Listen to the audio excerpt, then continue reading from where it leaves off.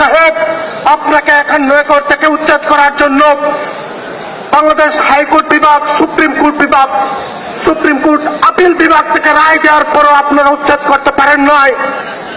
মাননীয় জেলা প্রশাসক সাহেব, বাকখালী নদীর অবৈধ দখলদার আপনারা উচ্ছেদ করতে পারেন নাই। আপনারা ব্যর্থ হয়েছেন কক্সবাজারের পাহাড় রক্ষা করতে। তাই আজকে ভূমিদস্যুরা দ্বিগুণ উৎসাহে সমগ্র জেলাব্যাপী রাজনৈতিক পৃষ্ঠপোষকতায়, প্রশাসনের পৃষ্ঠপোষকতায় নির্মমভাবে পাহাড় কাটছে। অত্যন্ত লজ্জা লাগে, মাথা নিচু হয়ে যায় যে বাঙালি বীরের জাতি 1971 সালের যেই মানচিত্রকে তারা রক্ষা করার জন্য লড়াই করেছিল, সেই মানচিত্রকে কামতে ধরেছে আজকে শকুনের দল। আজকে সেই মানচিত্রকে লুটপাট শুরু করেছে। একদিকে পাহাড় কাটা, অন্যদিকে নদী দখল, অন্যদিকে বনভূমি উজাড়, অসংখ্য অবৈধ কারাস্থল আপনারা বন্ধ করতে ব্যর্থ হয়েছেন।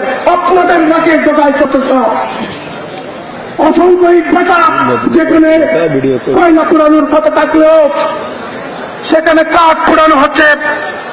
এই কক্সবাজারের বাকখালী নদী নিয়ে হাজার হাজার স্বপ্ন আপনারা দেখান, বিশাল বিশাল ব্যানার টাঙান, বিশাল বিশাল ছবি আঁকিয়ে দেন, পত্রিকায় ছবি আসে, আশ্বাসের বাণী, লাখো বাণী, পানিতে পানিতে আমরা ডুবে যাচ্ছি। আর কোনো ভরসা দিবেন না, আর কোনো আশা দিবেন না। আমরা আর কোনো আশার শব্দ শুনতে চাই না। আমরা প্রতিকার চাই, কক্সবাজারকে বাঁচাতে চাই, কক্সবাজারের এই 18 লক্ষ মানুষকে বাঁচাতে চাই। সমগ্র কক্সবাজার আমরা ঘুরে দেখেছি, প্রতিটা স্থানে আমাদের সংগঠনের কর্মীরা গিয়েছে।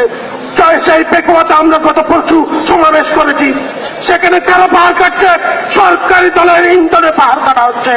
সেইখানে পেকুয়া থানায় এখনো আজকে 5 দিন ধরে সেই মাটি ভর্তি, পাহাড় কাটা মাটি ভর্তি ট্রাক জব্দ করা হয়েছে, মামলা করা হয় নাই। কার নির্দেশে আমরা জানতে চাই, এটা কার বাংলাদেশ? কোথায় আছে আমরা, কোথায় বাস করি? এখানে যদি আমাদের অধিকার থাকে, আমাদের কথা শুনতে হবে, জনগণের কথা রাখতে হবে। এখানে শুধু এক পেশে নীতি চলবে না, সেখানে শুধু নেতা পূজা করে চলবে না, জনগণের কথাও ভাবতে হবে। কক্সবাজার শহর আজকে সমগ্র শহরের পানি লবণাক্ত হয়ে পড়েছে, আর্সেনিকের দূষণ শুরু হয়েছে, আয়রনে যুক্ত হয়েছে। আপনারা গোসল করলে দেখা যায় মাথার মধ্যে আয়রন, সারা শরীর আয়রন। সেই সমস্যা আজকে সমগ্র কক্সবাজারের শিশুরা ভোগ করছে। তাই সংগ্রামী ভাইয়েরা, বেশি কথা বলবে না, শুধু একটি কথা বলবো। পরিবেশ অধিদপ্তর রয়েছে, বন বিভাগ রয়েছে, হাজার হাজার একর বনভূমি আজকে উজাড় হচ্ছে। কোথায় আপনারা বন বিভাগ? সেই দিন বন পরিবেশ মন্ত্রীর কাছে প্রশ্ন করেছিলাম, উনি বলেছে জনবল সংকট। সেই দিন ওই পরিবেশ অধিদপ্তরের মহাপরিচালক রাইসুল আলম মন্ডল সাহেবকে বলেছিলাম, আপনার পরিবেশ অধিদপ্তর গাছ কাটে, আমরা যদি অভিযোগ দিই রাতের অন্ধকারে ওই অভিযুক্ত ব্যক্তির সাথে আঘাত করে আপনারা মামলা পরিশোধ দেন না। আমরা 2005 সালে এই কক্সবাজারের জেলা প্রশাসনের কার্যালয় থেকে এই সেফ জেনারেশনের জন্ম হয়েছে। আজকে সমগ্র বাংলাদেশের প্রতিটা জেলায় এই সংগঠন পরিবেশ রক্ষার জন্য লড়াই করছে। কিন্তু অত্যন্ত দুঃখের বিষয়, আমি এই কক্সবাজারের সন্তান হয়ে কক্সবাজারের একটা পরিবেশ আদালতের একটা মামলারও রায় আমরা আনতে পারি নাই। অত্যন্ত দুঃখের বিষয়।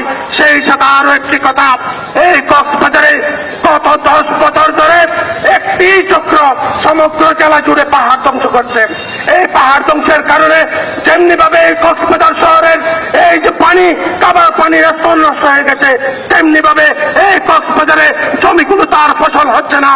আজকে সেই রামুতে ইট ভাটার কারণে, যে ইট ভাটার ফ্লাইএস, তার কারণে এই বছর অনেকের কাছে জানতে পেরেছি যে তাদের সুপারির উৎপাদন ফলন ভালো হয় নাই। তাহলে এই পরিণাম সমগ্র কক্সবাজারবাসীকে ভোগ করতে হচ্ছে। সুতরাং এই সমস্যা যেমন কক্সবাজারবাসীর, তাই কোন রাজনৈতিক ব্যক্তির ইশারা ইঙ্গিতে না চলে কক্সবাজারবাসীর কথাই শুনুন। অন্যথায় কক্সবাজারের 18 লক্ষ মানুষের 36 লক্ষ পা আছে, সেটাও মনে রাখবেন। কোথায় কিভাবে কেমনে কি হয় তা আমরা বলতে আসি নাই। সেই জন্য বলবো, কক্সবাজারের সেদিন এই পল্লান্না কাটাতে বিশাল পাহাড় কেটে ফেলছে, রাতের অন্ধকারে নয়, প্রকাশ্য দিবালোকে দিনের পর দিন, 1 দিন 2 দিন 10 দিন 15 দিন, গতকালকে সারাদিন কেটেছে, এই মুহূর্তেও কাটছে। কোথায় আপনার প্রশাসন, কোথায় পুলিশ ভাইয়েরা, কোথায় পরিবেশ অধিদপ্তর? লজ্জা লাগে, মাথা হেট হয়ে যায়। রাষ্ট্রের কর্মচারী আপনি, আপনারা বেতন নেবেন কার জন্য, কার স্বার্থে? আপনি একজন কর্মকর্তার কাছে শুনেছি বেতনের 50 গুণ ওনারা মাসে ইনকাম করেন। যদি ইনকাম করার এই এজেন্সি খুলেছেন তাহলে এই পরিবেশ অধিদপ্তর আমাদের দরকার নাই, এই বন বিভাগ আমাদের দরকার নাই। সেদিন কুনিয়া পালনে হাজার হাজার গাছ কেটে ফেলা হয়েছে। আমরা সেই বন পরিবেশ মন্ত্রী বরাবর অভিযোগ করে 3 বার তদন্ত করেছি। সেখানে 10 থেকে 12 লক্ষ টাকার গাছ কেটে নেওয়ার পরে সেখানে জরিমানা করা হয়েছে 12,000 টাকা। এই যদি হয় আমার দেশের অবস্থা, তাহলে সেখানে আমাদের কাপড় পরে চলাচল করার কোনো প্রয়োজন আছে বলে মনে করি না। আপনাদের কাছে চুপে লজ্জা নাই, আমরা কিভাবে লজ্জা নিবারণ করব? তাই সমগ্র কক্সবাজারবাসীকে বলবো, পরিবেশ রক্ষার জন্য আমরা রাজপথে ছিলাম, আছি এবং থাকবো। কক্সবাজারে যতদিন পাহাড় কাটা চলবে, কক্সবাজারে যতদিন এই সংকটাপন্ন এলাকা, এই প্রাকৃতিক সম্পদের ভান্ডারকে লুটে পুটে খাওয়ার জন্য যারা আসবে তাদেরকে আদালতের কাঠগড়ায় নিয়ে যাব। এবং সেই সাথে একটা বিষয় আমরা স্মরণ করে দিতে চাই, 51 একরের বিষয়ে আমাদের মান্যবর সাবেক জেলা প্রশাসক গিয়াসউদ্দিন সাহেবকে 3 ঘন্টা হাইকোর্টের কাঠগড়ায় দাঁড় করিয়ে রাখা হয়েছিল। কিন্তু সেই বিষয় গিয়াসউদ্দিন সাহেব যেভাবে বুঝেছিলেন, অনুধাবন করেছিলেন, আজকে কক্সবাজারের বর্তমান জেলা প্রশাসক হয়তো অনুধাবন করেন নাই। এবং সেই সাথে বলবো, কক্সবাজার অতীতে যারা জেলা প্রশাসক ছিলেন, যেখানে পাহাড় কাটা হয়েছে, আমি 2005 সালে 20 টাকা দিয়ে কম্পিউটার একটা কাগজ লিখে জেলা প্রশাসকের কাছে দিয়েছিলাম। উনি সাথে সাথে নিচে ঘটনাস্থলে একা গেছেন, উনাকে ওখানে লেবাররা ধাক্কা দিয়ে কাদার মধ্যে ফেলে দিয়েছে। সেই জেলা প্রশাসক পরের দিন 50টি গাড়ি নিয়ে র্যাব, পুলিশ, বন বিভাগ, পরিবেশ সমস্ত কর্মকর্তাদের নিয়ে সেই পাহাড় কাটার স্থানে অভিযান করেছেন এবং মামলা করেছিলেন। কিন্তু অত্যন্ত দুঃখের বিষয়, আমাদের মান্যবর জেলা প্রশাসক বলেন, জেলা প্রশাসনের অধীনস্থ কর্মকর্তারা কেউ এখনো পর্যন্ত যেখানে যেখানে পাহাড় কাটছে কোথাও যান নাই। তাই বলবো, রাজনৈতিক এবং প্রশাসনের পৃষ্ঠপোষকতায় সমগ্র জেলা জুড়ে পাহাড় কাটা চলছে।